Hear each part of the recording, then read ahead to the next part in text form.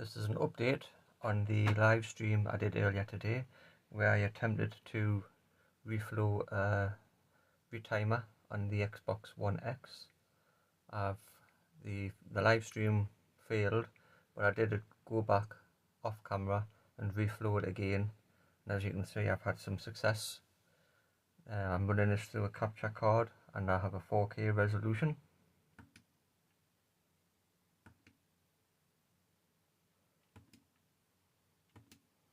So as you can see, there's the